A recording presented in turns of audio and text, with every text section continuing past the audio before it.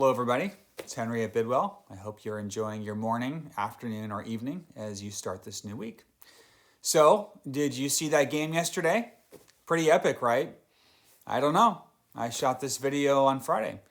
What do you suppose is the ultimate purpose of the Super Bowl for the teams that are playing in it? That's right, winning. These guys aren't there to be buds or just play for the sheer love of the game. No, they came to royally beat the pants off the other team.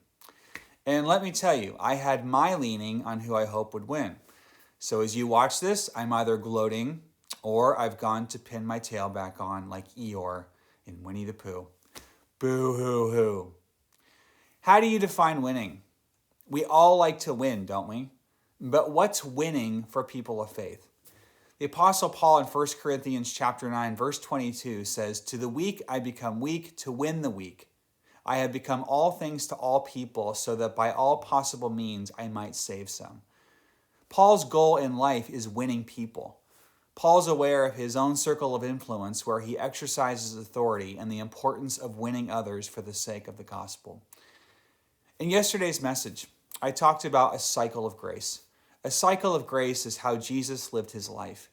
This stemmed from a story I share with you about how a psychologist named Frank Lake and a theologian named Emil Brunner studied the ministry of Jesus to see how he never burned out or got cynical, though he constantly met challenges, difficulties with the disciples, confrontations with teachers of the law, and performed constant healings, all of which could have made him undoubtedly exhausted and cynical. But he never burned out. Brunner and Lake asked why, and the answer was that Jesus lived in a cycle of grace. It all flowed out of his own relationship with God. He knew he was God's beloved, and he knew that God had a vision of love for his life. He was steeped in prayer and his relationship with God as the first order of business to start his day. He retreated to synagogues for worship. He often withdrew to be in a solitary place in the beauty of nature.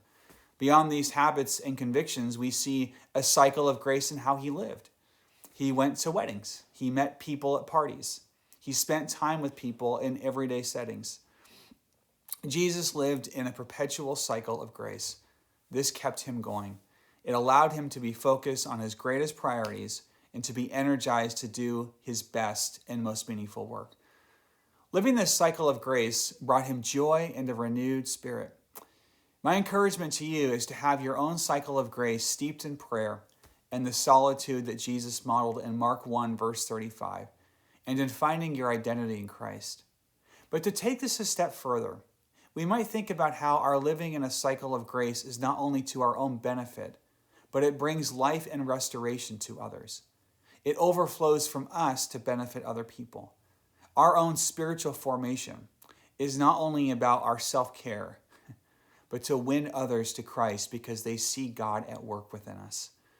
This week's memory verse in 1 Corinthians chapter 9, verses 22 to 23 are about minding and bridging the gap between us and others in order to win them.